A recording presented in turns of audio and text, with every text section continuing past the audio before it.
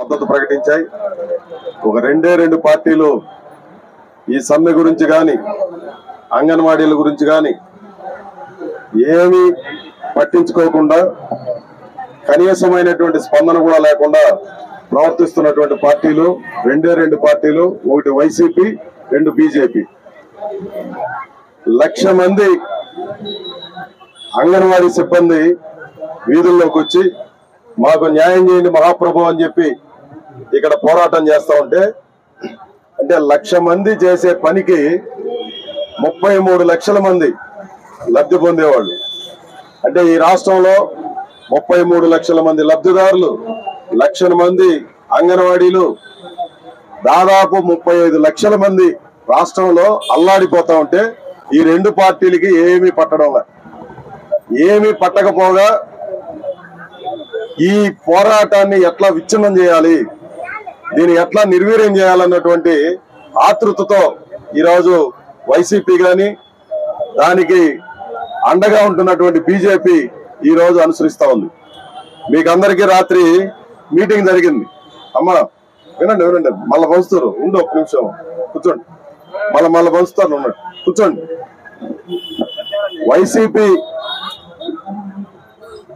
YCP మొగుడు అంగన్వాడీ పెళ్ళాం గురించి రాత్రి చెప్పారు మనోళ్ళు. రాత్రి రాష్ట్ర కమిటీ సమావేశం జరిగితే ఒక్కొక్క జిల్లాలో ఎట్లుంది పరిస్థితులు అని చెప్పి ఒక్కొక్కరు మాట్లాడుతూ వచ్చారు. ఒక జిల్లా గురించి చెప్తూ అంగన్వాడీ వర్కరు ఆమె భర్త వైసీపీ నాయకుడు, ఆ జిల్లాలో వైసీపీ వాళ్ళు ఛాలెంజింగ్ గా తీసుకున్నారంట. నేను జిల్లా పేరు చెప్పడంలా, తీసుకొని ఎట్లయినా సరే సమ్మెను విచ్ఛిన్నం చేయాలి, సమ్మెను బలహీనపరచాలి అని చెప్పి వాళ్ళు ఒక నిర్ణయం తీసుకొని మీరు మీ మీ మీ గ్రామాల్లో ఇన్ఫ్లుయెన్స్ చేసి ఎంపీటీసీలు, జడ్పీటీసీలు, సర్పంచ్లు, వార్డు మెంబర్లు, వైసీపీ నాయకులు ఎవరెవరు ఎక్కడెక్కడ ఇన్ఫ్లుయెన్స్ చేస్తారో మీరందరూ ఇన్ఫ్లుయెన్స్ చేసి సెంటర్లో తెరిపించాలా. ఇది వాళ్ళకి పెట్టినటువంటి టార్గెట్ వైసీపీ నాయకులు. ఒక వైసీపీ నాయకుడు వాళ్ళ భార్య అంగన్వాడీ టీచరు, నువ్వు పోవడానికి వీల్లేదు అని చెప్పాడు. నేను పోయి తీరుతాను అని చెప్పింది. నువ్వు పోవడానికి వీల్లేదు అని చెప్పి రోజు ఆయన గత కొన్ని రోజులుగా ఇబ్బంది పెడతాడు. చివరికి బాగా దారుణంగా కొట్టాడంట అమ్మాయిని. కొట్టి నువ్వు రేపటి నుంచి పోవడానికి వీల్లేదు అని చెప్పి కొట్టేసి ఆయన నైట్ కొట్టినాడు, ఇంటికి మళ్ళా వెళ్ళిపోయాడు. ఉదయాన్నే టెంట్కి వచ్చింది. ఏమి గాయాలంతా అని అడిగితే ఇట్లా మొగుడు కొట్టినాడు. మొగుడు కొట్టినా కూడా నువ్వు ఇక్కడికి వచ్చావు ఏమంటే రోజు సాయంత్రం కావాలంటే డబ్బులు తింటాను తప్ప సమ్మెకి రాకుండా మాత్రం ఉండమని చెప్పిందంట అంగన్వాడీ మహిళ. ఇది ఈరోజు రాష్ట్రంలో ఉన్నటువంటి పరిస్థితి. కొంతమంది మన వాళ్ళు ఇక్కడ నేను నిన్న మొన్న చూశాను, అయ్యో నోటీసులు ఇచ్చేసినారు, ఉద్యోగాలు తీయేస్తారంట, ఉద్యోగాలు పోతే ఎట్లా అని చెప్పి ఒక ఆమె ఎవరో నన్ను ఇక్కడ అడిగింది. ఇట్లాంటి అడిగేవాళ్ళు చాలా మంది కొన్ని చోట్ల ఉన్నారు. మీలో కూడా కొంతమందికి అనుమానం ఉంటుంది. ఈ జగన్మోహన్ రెడ్డి ఈడు తిక్కలేడు, మామూలుగానే చెప్పిన మాట వినడు, ఎవరి మాట వినడం లేదు, తన మాట తను కూడా విన్నంత పరిస్థితికి వెళ్ళిపోయినాడు. ఏమి చేస్తాడో ఏమో, ఈ ఉద్యోగం ఉంటుందో లేదో, ఈ ఉద్యోగాన్ని నమ్ముకొని మనం ఉన్నాం కదా అని చెప్పి చాలా మంది కొంతమంది భయపడినటువంటి వాళ్ళు కూడా ఉన్నారు. నేను ఈ సందర్భంగా మీ అందరికీ చెప్పేదేమంటే, ఈ జగన్మోహన్ రెడ్డికి అంగన్వాడీలు ఏదో చేయగలనన్న దమ్ము గనక ఉంటే 2వ రోజో 3వ రోజో జరిగిపోయినది 30 రోజుల దాకా ఈ సమ్మె జరిగే పరిస్థితే ఉండదనే విషయాన్ని మనం అందరూ అర్థం చేసుకోవాలి. నేను అవన్నీ విషయాలు మీకు చెప్తాను. ఈరోజు రాష్ట్ర ప్రభుత్వం నోటీసులు మనకిచ్చింది. ఈ నోటీసులో ఏముంది? 4 పేజీలు ఉంది. మీరందరూ ఆ నోటీసులు ఇంకా చూడలేదనుకుంటా. 1-2 నోటీసులు మనం చూసాం. 4 పేజీల్లో ఉంది ఆ నోటీసు. 4 పేజీల్లో రాసిన్నారంతా. రాసి 10 రోజులు టైం ఇచ్చారు. మీరంతా పండగ గిండగ అయిపోయి ఆ తర్వాత అంతా పనులన్నీ అయిపోయిన తర్వాత 10 రోజుల్లో మీకు ఎప్పుడు వీలు పడుతుందో అప్పుడు రాసేయండి అని చెప్పి ఆ నోటీసుల్లో ఉంది. నువ్వు ఉద్యోగాలు తీసేవాడికి 10 రోజులు ఎందుకు టైం నాకు అర్థం కాల. 10 రోజులు టైం ఇవ్వాల్సిన అవసరం లే. ఇప్పుడు మన వాళ్ళు కూడా వెంటనే రాసేద్దామని చెప్పి కొన్ని చోట్ల ప్రయత్నం చేశారు. మీరేం రాయిబాకండి, వాడు ఏ తెలివితేటలతో ఇచ్చాడో వాడికంటే 100 రెట్లు తెలివితేటలు మనకు కూడా ఉన్నాయి, ఏమి చేయాలో మేము చెప్తాం, ఆ ప్రకారం చేయండి తప్ప మీరంతా సొంతంగా ఏమి రాసి ఇవ్వకండి అని చెప్పారు. మీరు ఏ ఒక్కరు కూడా నోటీసులు తీసుకోకూడదు. మీకున్నటువంటి పోస్ట్ మాస్టర్కో లేకపోతే పోస్ట్ మ్యాన్కో వాళ్ళందరికి కూడా చెప్పేయాలా, ఈడ డోర్ లాక్ అనన్నా రాసేయండి, లేదనంటే లేరన్నా చెప్పండి, అంతే తప్ప నోటీసులు మాత్రం మనం తీసుకోకూడదు. ఎప్పటిదాకా తీసుకోకూడదు?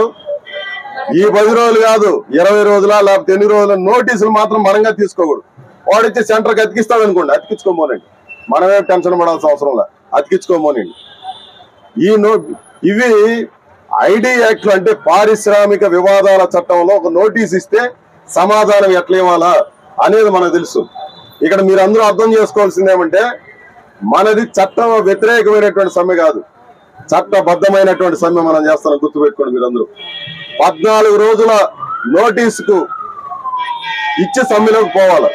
మనం నోటీస్ ఇచ్చినాం, 14 రోజులు సమ్మె నోటీస్ గా ఇచ్చింది, 3 నెలలు టైం పెట్టి ఇచ్చినాం మనం. ఆ తర్వాత ఇచ్చినాం ఈ గత 2023 సంవత్సరం జనవరి నుంచి ఈ రోజు దాకా చెప్తానే ఉన్నాయి ప్రభుత్వానికి. ఒక్కసారి 2 సార్లు కాదు, అనేక సార్లు మనం నోటీసులు ఇచ్చాం. కాబట్టి ఎక్కడా ఈ ప్రభుత్వానికి మనం చేసేది తప్పు నిరూపించే శక్తి లేదు.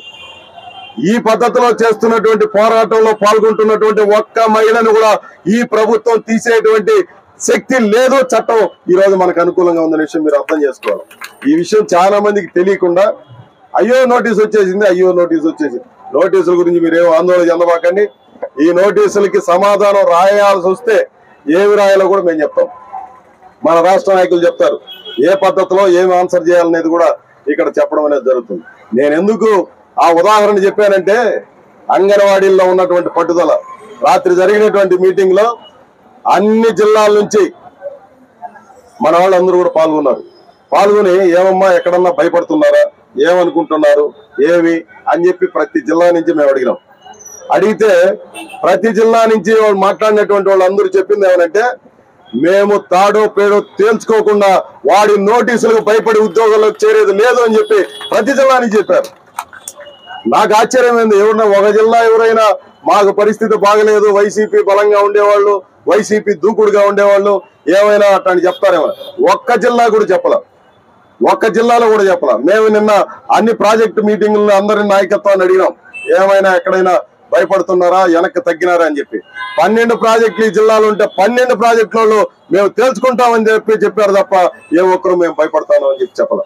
కాబట్టి మీరందరూ దీన్ని ఆ తీవ్రతని కలిగి ఉండారు. కాబట్టి జగన్మోహన్ రెడ్డి ప్రభుత్వానికి ఏమి చేయాలో దిక్కుదోచడం లేదు. నిన్న మనం జైలు వరోన్ గారు ప్రోగ్రాం పెట్టుకున్నాం. ఈ రాష్ట్రంలో సగం జిల్లాలో అరెస్టులు చేయాల పోలీసులు. నిన్న పిచ్చాటూరులో మన వాళ్ళు పోలీస్ స్టేషన్ లో పోయి కూర్చొని ధర్నా చేశారు. నమస్కారం తల్లి, మీరు గౌరవంగా ఇంటికి పోండి, మిమ్మల్ని మాత్రం మేము అరెస్ట్ చేయము అని చెప్పారు పోలీసులు. పోలీస్ స్టేషన్ లో ధర్నా చేస్తే గమ్మున ఉన్నటువంటి కాలం గతంలో ఎప్పుడన్నా చూశారు మీరు? 4.5 ఏళ్లలో లేదు. చంద్రబాబు నాయుడు హయాంలో నిన్న మనమంతా పోయినాం. మీరు ఎంతసేపు అయినా చేసుకోండి ధర్నా, మీరు ఇడేగా ఉండి కూర్చోండి. తిరుపతిలో ఏ ఊర్లో అయినా ఏ ట్రాఫిక్ ప్లేస్ లో అయినా మీరు పోయి కూర్చోండి. మీరు ఎంతసేపు అయినా కూర్చోండి, ట్రాఫిక్ కావాలంటే మీరు డైవర్ట్ చేసుకుంటాం తప్ప అరెస్ట్ మాత్రం మేము చేయము అని చెప్పారు. మనమంతా పోయినాం. మన వెనకంబడి తోడు వచ్చాడు, తోడు పెళ్లి కొడుకుల మాదిరిగా, లేదంటే తోడు పెళ్లి కూతురులో తోడు పెళ్లి కొడుకుల మాదిరిగా పోలీసులు మన వెంట వచ్చారు. నేను ఆ 4 గాల మండపం దగ్గరికి పోయేటప్పటికి వాళ్ళు వచ్చిన ఊపు చూసి ఆ బస్సులో గీసి దిగి టక టక టక అని అంత పచ్చ డ్రెస్ వేసుకుని వచ్చేటప్పటికి ఇంక లేదురా, అందరిని ఎత్తేసుకొని పోయేదానికి వచ్చేసినట్టున్నారు బస్సులు గీసులు అనుకున్నాం. ఎనకంబడి మళ్ళీ వస్తాడు, ఏమి అంటే మిమ్మల్ని మాత్రం అరెస్ట్ చేసేది లేదురా అని చెప్తాడు. ఏం కారణం అంటే ఈ రోజు పరిస్థితి అట్లా ఉంది. అంగన్వాడీల జోలికి వస్తే రేపు పొద్దున ఏమవుతుందో అన్నటువంటి భయం ఈ రోజు రాష్ట్ర ప్రభుత్వానికి సీరియస్ గా ఉంది. అందుకని చాలా జిల్లాల్లో అరెస్టులు కూడా చేయడానికి భయపడుతున్నటువంటి వాళ్ళు మిమ్మల్ని ఉద్యోగాల నుంచి తీసేంత ధైర్యం ఉంటుందా అనే విషయాన్ని మనం అర్థం చేసుకోవాలి. కాబట్టి అంత సీన్ లేదు. ఈ ప్రభుత్వం ఏదో ఒక అంగీకారానికి వచ్చి తీరాల్సిందే, వేరే మార్గం లేదు. గుర్తుపెట్టుకోండి, పరిష్కారం చేసి తప్ప వాళ్ళకి ఇంకా ఏ గతి లేనటువంటి పరిస్థితి కొనసాగుతాం. అందుకని ఈ రాష్ట్రంలో పరిస్థితిని మనం అర్థం చేసుకోవాలి.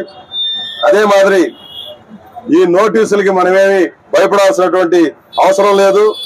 నిన్న విజయవాడలో ఏం జరిగిందంటే అంతా చుట్టుముట్టేశారు, అంతా అయిపోయింది, ఇంకెత్తేస్తున్నారు అని చెప్పేసి వాస్తవంగా 100ల మంది పోలీసులు వచ్చారు. ఏలూరులో కూడా అదే మాదిరి వచ్చారు పోలీసులు. ఎంత పెద్ద సంఖ్యలో. మనమంటే 24 గంటల నిరాహార దీక్ష చేయడం లే, వాస్తవంగా మనం కూడా చేయాలి. 24 గంటలు ఇక్కడే ఉండాలి ఇక మీదట. దాన్ని కూడా మనం డిస్కస్ చేద్దాం. ఈ రోజు రేపు కూర్చొని మాట్లాడి ఏం చేయాలో అనుకుందాం. ఏలూరులో నిరాహార దీక్షలు కంటిన్యూగా అక్కడ చేస్తున్నారు, విజయవాడలో చేస్తున్నారు. వచ్చేసారు మొత్తం పోలీసులంతా కూడా. విజయవాడ సిపి చాలా దుర్మార్గుడు. ఏ చిన్న ఉద్యమం జరిగినా అందరినీ ఎత్తేసుకోబోయే కార్యక్రమం చేస్తాడు. నిన్న ఉదయం ఉపాధ్యాయులు పోరాటాన్ని చేస్తా ఉంటే అందరినీ వాళ్ళు ఏమిలే మేము కూర్చొని ఒక చోట 36 గంటలు నిరాహార దీక్ష చేసుకుంటామని చెప్పి అడిగినారు. వాళ్ళకి అనుమతి ఇవ్వాలి. అనుమతి ఇకపోగా వాళ్ళు ఎక్కడెక్కడ అడుగు పెడితే ఆడంతా కూడా పోలీసులు అరెస్ట్ చేసి ఎత్తుకోబోయే కార్యక్రమం చేశారు. ఈరోజు పేపర్లో నిన్న టీవీలో అంతా కూడా మీరు చూసుంటారు. ఉపాధ్యాయుల్ని విజయవాడ నగరంలో మేము నిరాహార దీక్ష చేస్తామంటే కూడా అంగీకరించకుండా అరెస్ట్ చేసింది ఈ ప్రభుత్వం. కానీ అంగన్వాడీలని అక్కడే కదా కూర్చోండి మనమంతా కూడా. నిన్న 100 మంది వచ్చి కూర్చున్నారు కదా. పోలీసులు వచ్చి అరెస్ట్ చేస్తారు అని చెప్పి ఒక వాతావరణం వచ్చిన తర్వాత అప్పటిదాకా 100లో ఉన్నారంట మన చుట్టూ టెంట్ లో. పోలీసులు వస్తారని తెలిసిన తర్వాత వేల సంఖ్యలో వచ్చారు మన టెంట్ చుట్టూ జనం. ఇది మనకు ఉన్నటువంటి మద్దతు, అంగన్వాడీలో ఉన్నటువంటి పట్టుదల. ఇవన్నీ మన దృష్టిలో పెట్టుకోవాల్సినటువంటి అవసరం ఉంది. ఇవన్నీ చూసే ఈ ప్రభుత్వం వెనకడుగేసింది. అరెస్ట్ చేయడం అనేది వాళ్ళకేం పెద్ద విషయం కాదు, కేసులు పెట్టడం అనేది పెద్ద విషయం కాదు, లేదంటే వాళ్ళని ఉద్యోగాల నుంచి తీసేయడం అనేది కూడా పెద్ద విషయం కాదు. వాళ్ళకి వీటన్నిటికంటే కూడా పెద్ద విషయం రేపు ఎన్నికలు. ఈ ఎన్నికల్లో అంగన్వాడీల జోలికి వస్తే మనకు సదరం అయిపోతాం, దాంట్లో ఏమాత్రం డౌట్ లేదు అని చెప్పే విషయం వాళ్ళకి తెలుసు. ఇప్పుడు అంగన్వాడీల జోలికి రాకపోతే ఈ ఎన్నికల్లో ఏమైనా వీళ్ళు గ్యారంటీ గెలిచిపోతే చాలా భ్రమలతో ఉంటారు. ఎందుకు పెంచడం లేదు తెలుసా? ఎందుకు ఇంత పెత్తలాటగా ఉంది వాళ్ళకి? వాళ్ళ కనుక ఓడిపోతామని ఉంటే 10,000 పెంచేసి ఉంటారు. ఏం వచ్చేది చంద్రబాబు నాయుడు ఇంకెవడో కదా, వాడి కర్మ వాడికి పోని అని చెప్పి 10,000 కాకపోతే 20,000 పెంచేదానికి మాకేం అభ్యంతరం లేదు, పెంచేసు. వాళ్ళు గ్యారంటీగా అధికారంలోకి వస్తాము, అయ్యో మళ్ళీ ఈ భారాన్ని ఎట్ట తట్టుకునేది మనం అన్నటువంటి భ్రమల్లో వాళ్ళు ఉన్నారు. నిన్న కూడా ఒక మంత్రి మా నాయకులను పిలిచి మాట్లాడినాడు, ఏదో ఒక రకంగా పరిష్కారం చేసుకోండి. మీరేదో ఎస్మా నోటీసులు ఇచ్చేస్తున్నారు, పెద్ద పెద్ద వ్యవహారాలు చేస్తున్నారు, ఇవన్నీ చేస్తున్నారు. అవన్నీ ఏదో ఉంటాయిలేండి, మీరు ఈ రకంగా ఎందుకు ఏదో పరిష్కారానికి అండి. నిన్న చీఫ్ సెక్రటరీ జవహర్ రెడ్డి గారు కూడా మాట్లాడినారు, ఇది పరిష్కారం చేసుకోండి అని చెప్పేసి మంత్రులతో నేను మాట్లాడతాను. ఒకవైపునేమో ఎస్మా నోటీసులు ఇస్తారు, ఒకవైపునేమో వీళ్ళని పంపిస్తాం వాళ్ళని పంపిస్తాం ఉద్యోగాలు తీయేస్తామంటారు, మరోవైపున ఏదో ఒక రకంగా పరిష్కారం చేయాలి. దీని అర్థమేమి? అంగన్వాడీల జోలికి వస్తే మనకు నష్టం జరుగుతుందని ఈ ప్రభుత్వం భావిస్తుంది. కాబట్టి 30 రోజులుగా ఏ మాత్రం అలుపెరగని పోరాటం చేస్తున్నా సరే మీ వైపు కన్నెత్తి చూడడానికి కూడా ఈ ప్రభుత్వానికి భయం ఉందనే విషయాన్ని మనం దృష్టిలో పెట్టుకోవాలి. అందుకని మీరందరూ సీరియస్ గా ఈ కార్యక్రమాలన్నింటిలో భాగస్వాములు కావాలని చెప్పి నేను కోరుతున్నాను. ఈ రోజు మధ్యాహ్నం అడిగా మన బేబీ రాణి గారిని, ఈ లేటెస్ట్ పరిస్థితి ఏందో మీరు చెప్పండి అని చెప్పి మధ్యాహ్నం 2 గంటలకి మాట్లాడుతుంది స్టడీ సర్కిల్ గా.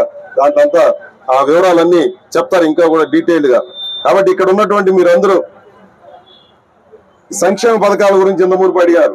సంక్షేమ పథకాలు ఇచ్చేస్తామని మాట్లాడుతూ ఉంది ఇప్పుడు ప్రభుత్వం. నిన్నటిదాకా మీరంతా ప్రభుత్వ ఉద్యోగులు 10,000 కంటే ఎక్కువ జీతం వస్తా ఉంది, మీకు సంక్షేమ పథకాలు ఏం వర్తించవు అని చెప్తా మాట్లాడుతూ ఉన్నాడు. సంక్షేమ పథకాలు ఇచ్చేస్తారంట, అన్ని ఇచ్చేస్తారంట, జీతం మాత్రం అడగబాకండి అని చెప్తా ఉన్నారు.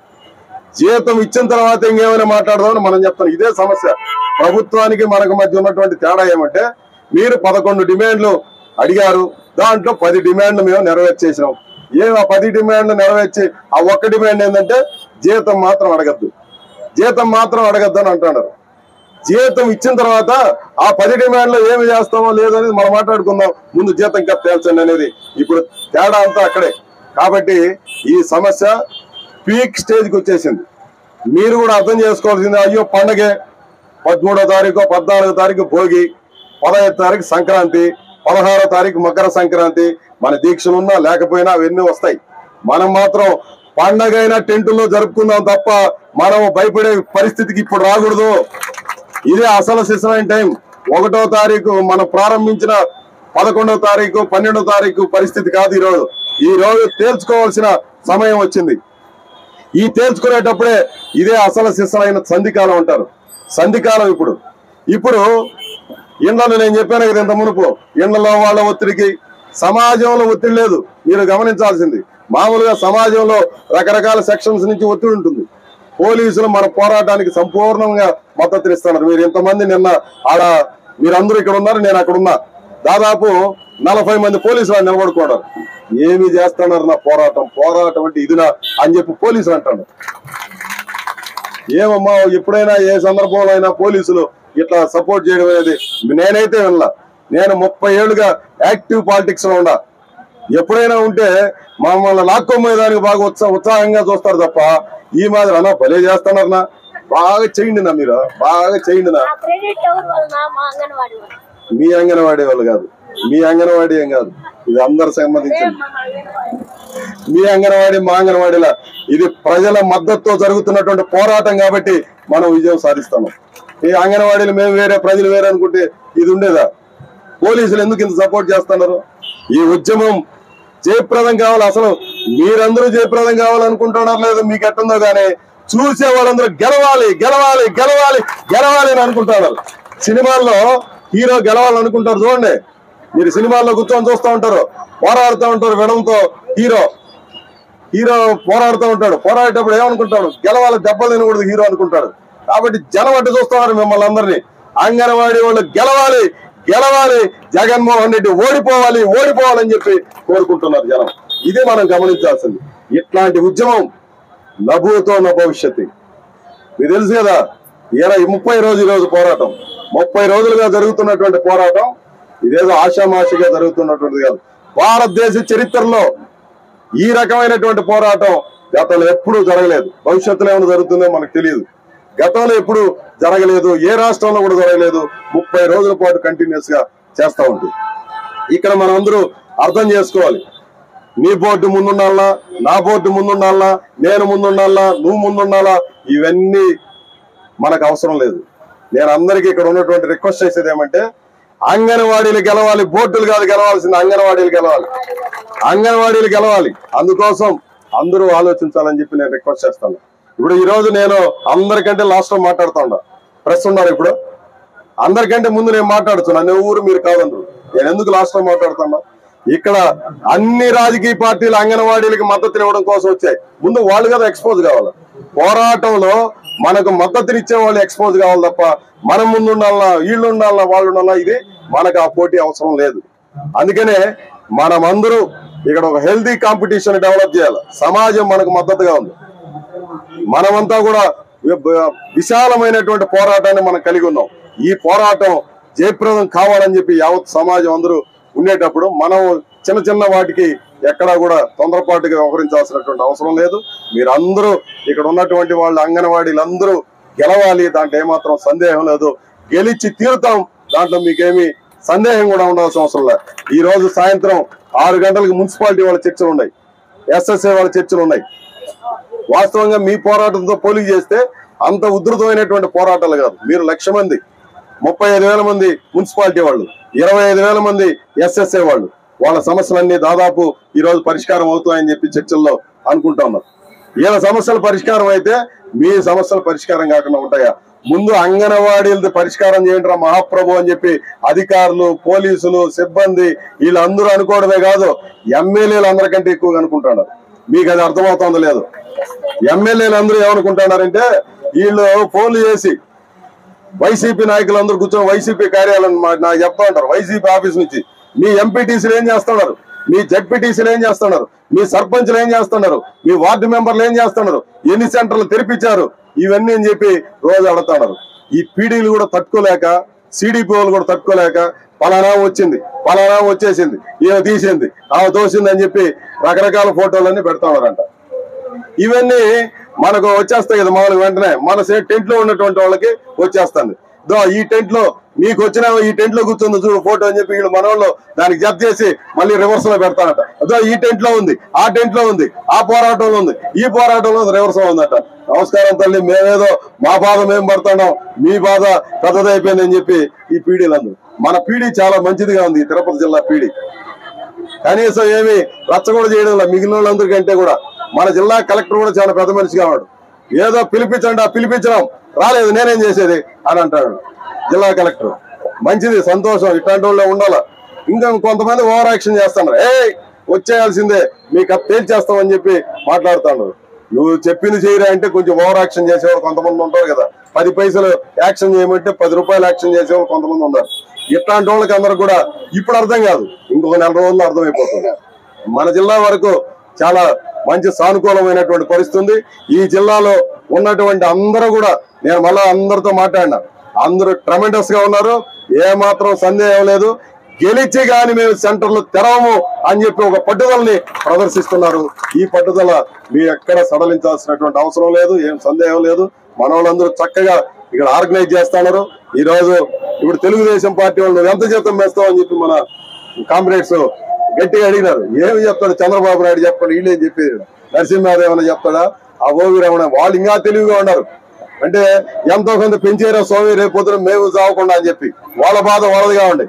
మేనిఫెస్టోలో పెట్టాలంటే ఎంతసేపు మేము 26,000 ఇస్తామని చెప్పేదే ఎందుకు చెప్పలేకపోతున్నారు? చెబితే ఏం జరుగుతుందో తెలుసు. నెక్స్ట్ చంద్రబాబు నాయుడు కూర్చుంటానే మళ్ళా వెంటనే వీళ్ళు వేస్తారు నాయన, ఎంత కుదరదు, వీళ్ళ వ్యవహారం వీళ్ళతో జాగ్రత్తగా ఉండాలి, వాళ్ళ బాధ వాళ్ళది. కానీ ఎవరెవరు తెలివితేటలు వాళ్ళకుండా మన తెలివితేటలు మనకు ఉండాలి కదా. మన జీవితం, మన బిడ్డలు, మన భవిష్యత్తు, మన భవిష్యత్తుని కాపాడుకోవడం అనేది మనకు కూడా ముఖ్యమైనది. ఈ విషయంలో ఏ మాత్రం కాంప్రమైజ్ కాకుండా ట్రెమెండస్ పోరాటాలు చేస్తున్నారు, మిలిటెంట్ పోరాటాలు చేస్తున్నారు. ఆంధ్ర రాష్ట్రం మొత్తం ఆశ్చర్యపోయి మన వైపు చూస్తా ఉంది. దానికోసం మీరందరూ ఏమి ఒక మంచి వాతావరణంగా ఉంది కాబట్టి దాన్ని మీరందరూ అర్థం చేసుకోవాలా. రేపు పండగలప్పుడు కూడా అవసరమైతే మనం ఏ పద్ధతిలో దాన్ని మార్పు చేసుకొని అందరికీ డిస్టర్బెన్స్ లేకుండా ఏ పద్ధతిలో చేయాలని మీరు సిద్ధమై ఉండాలా. ఇదేదో ఎట్లా కొట్టవాడు నోటీసులు ఇచ్చేస్తే ఏమైపోతుంది? నోటీసులు కాదు, ఆయన పాండ్ పేపర్లు ఎత్తుకొని వచ్చి రాసుకున్నా ఈడేమి చెల్లుబాటు అయ్యేటట్టు లేదనే విషయం మీరు చూసుకోవాలి. రేపు కోర్టుల్లో నిలబడదు, చట్టంతో నిలబడదు, న్యాయం దగ్గర చిత్తుగా ఓడిపోతారు. చాలా మందికి డౌట్లు, ఇట్లా తీసేస్తే ఏం చేస్తారు? చాలా చోట్ల తీసేశారు. తీసేస్తే అంత చెల్లుబాటు అవుతుందా? మన పక్కనే ఉండే తమిళనాడు రాష్ట్రంలో 1,00,000 మంది పర్మనెంట్ ఉద్యోగులు తీసేసింది జయలలిత.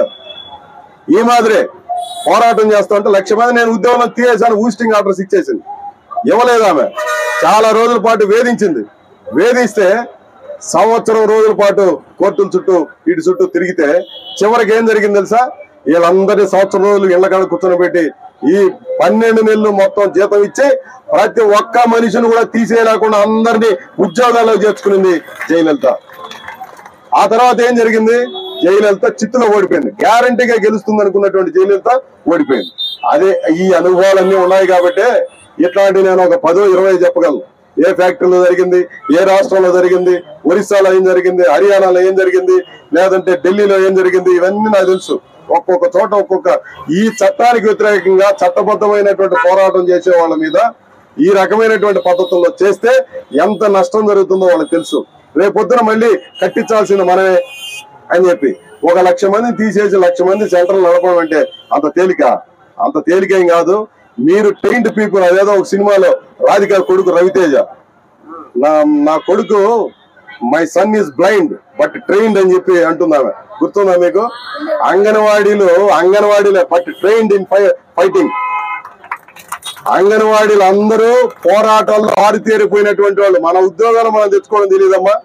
చంద్రబాబు నాయుడు ఏడిపించడం, రాజశేఖర రెడ్డి ఏడిపించడం, జగన్మోహన్ రెడ్డి ఏడిపించడం పెద్ద కష్టం మనక. ఇప్పటికే ఏడుస్తాడు తెలియకుండా తలుపులు వేసుకొని ఆయన, దాంట్లో ఏం సందేహం లేదు. కాబట్టి మనకు అన్ని తెలుసు. ఏదో ఊరికే ఏదో కూర్చొని టెంట్ పెట్టుకొని మీటింగ్లు పెట్టుకుంటున్నారు, లెక్కలేదు అన్నటువంటి పద్ధతిలో ప్రభుత్వం కూడా ఏమీ లేదు. వీళ్ళు చాలా సీరియస్ గా ఉన్నారు. రేపు పొద్దున ఎంత డ్యామేజ్ జరుగుతుందనే విషయం తెలుసు కాబట్టి ప్రభుత్వం చాలా జాగ్రత్తగా ఉంది. కాబట్టి మీరందరూ దాన్ని దృష్టిలో పెట్టుకొని ఈ పోరాటాన్ని ద్విగుణీకృతమైనటువంటి ఉత్సాహంతో, నిన్నటిదాకా జరిగింది వేరు, ఇప్పుడు ఈ పరిణామాలు దృష్టిలో పెట్టుకొని మరింత ఉత్సాహంతో మీరందరూ పాల్గొనాలని చెప్పి నేను మీ అందరికీ విజ్ఞప్తి చేస్తూ ఈ రోజు రౌండ్ టేబుల్